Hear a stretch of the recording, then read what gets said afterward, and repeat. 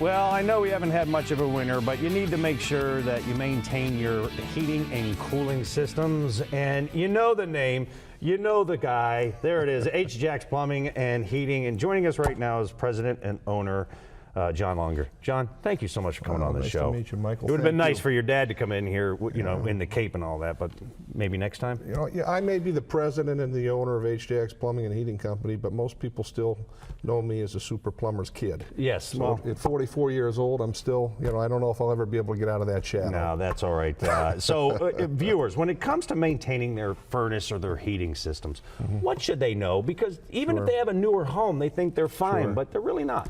Well, this has been such a unique winter because it's been so mild. Right. And no one in our industry really anticipated 2 mild winters back to back. So for a lot of homeowners out there that have older furnaces, they've kind of gotten a pass because the furnaces haven't worked as hard as they typically would in a very cold Cleveland winter. But some of the basics that you want to look at are, number one, make sure you change your filter on a regular basis. Yes. Very, very important to the overall operation of the furnace. Make sure you replace the thermostat and your batteries, or the batteries in your thermostat. Right. Your carbon monoxide detector, make sure that's up and operating, it's fully functional.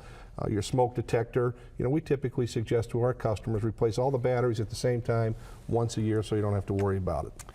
One thing, when my wife and I moved into our home, it's the first time I've ever even known of or seen a tankless hot water system. Sure. And you recommend getting rid of that old water tank and going with the tankless. Why? We do. Well, I mean, a tankless hot water tank it's a great investment in your home.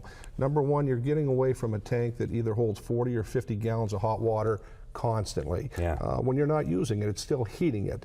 When that 40 or 50 gallon hot water tank lets loose, you're getting all that water in your basement. A tankless is mechanically installed on the wall. It only heats water as you call for it. And the biggest plus with a tankless is you have continuous hot water. So, I mean, if you want to take an hour shower, your kids want to get in and take an hour shower, you're literally never going to run out of hot water. And the other big thing about a tankless, you know, a tankless is typically going to last you about 3 times as long as your standard hot water tank. So there's just a lot of benefits for folks that are interested in going that direction. And it does help on the utilities because you're not heating water that you're not using. It definitely does. With this crazy winter that we've had, there's been flooding, a lot of rain. So let's talk about sump pumps and the importance of those. Sure. You know, not just the importance of your sump pump, and you want to make sure, people typically don't think about their sump pump unless it's a problem, unless you have a flood in the basement.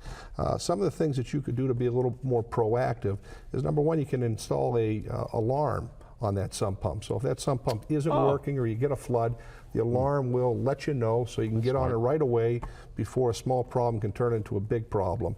The other thing that you can do is they have backup sump pumps. You can either go with a battery backup or a water backup sump pump that if your primary sump pump fails, the backup pump will kick in over the short term and kind of eliminate a major catastrophe. In 30 seconds, there's a lot of people, snowbirds that go to Florida. So if you're away for long periods of time, how do you prepare your plumbing and your heating systems? Okay, well, in 30 seconds, number one, I don't know why you'd go to Florida this year. I mean, how can you beat this weather? Okay. Next week it's going to be 60 degrees. Yes. You know, but for the people that do want to go down there, turn off the main shutoff valve in your house, drain down the water, don't turn the furnace all the way off, turn it down to 60 degrees, and you should probably be pretty good to go.